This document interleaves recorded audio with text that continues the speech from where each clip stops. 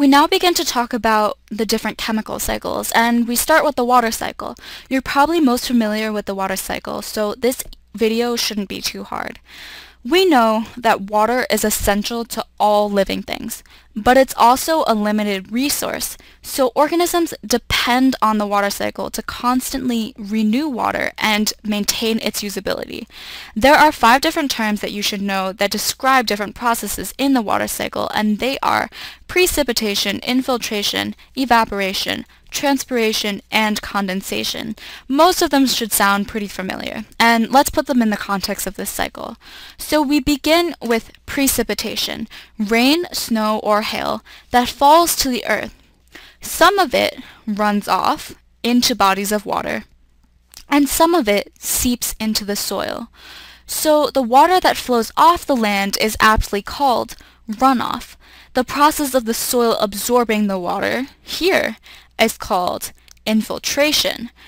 As the water trickles through the soil, it can be used by plants and other soil organisms, but eventually it hits a water table, which is a reservoir of water below the soil and the rock.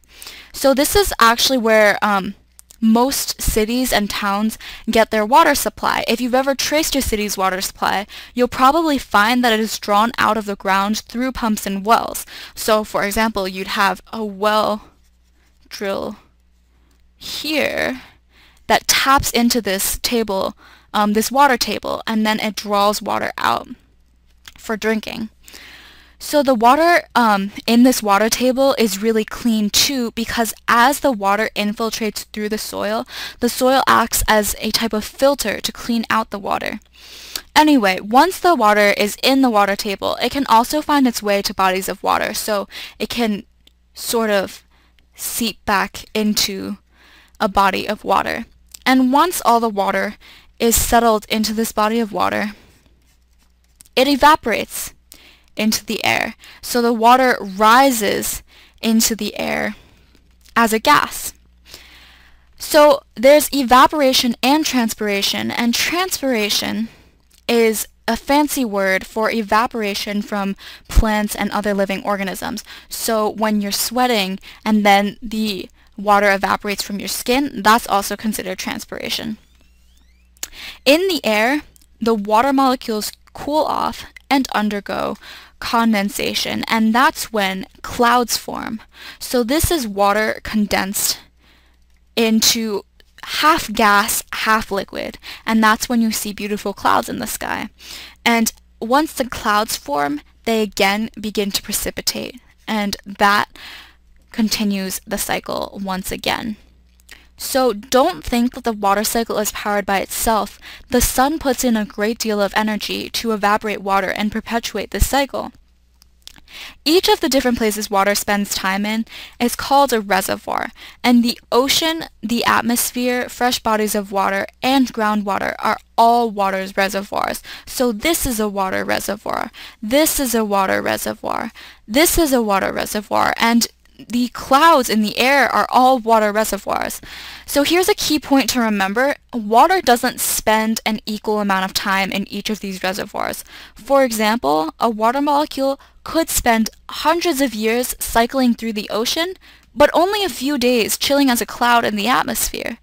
Each of the different reservoirs don't hold the same amount of water either, so an ocean obviously holds a lot more water than the atmosphere. In fact, 97% of the water found on the Earth is in the ocean. Found in the biosphere, I should say, is in the ocean, and 2% hang out in the glaciers and polar ice caps, and the last 1% is found in lakes and rivers like this one. The water in the atmosphere is so small that it's basically negligible, so it doesn't even count for a substantial percentage of the water in the biosphere. And as you can see, water spends most of its time in its liquid form, and that's the primary form in which it is used by organisms. So let's apply a little bit of what we've learned about water in this video to some current day problems that we face in modern society, which is the pollution of water. So water the water that we use today is the same water that dinosaurs bathed in thousands and thousands and thousands of years ago.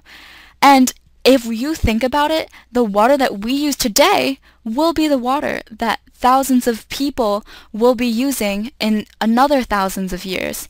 And so if we pollute the water today, that can cause trouble for water usability and water availability for people in the future.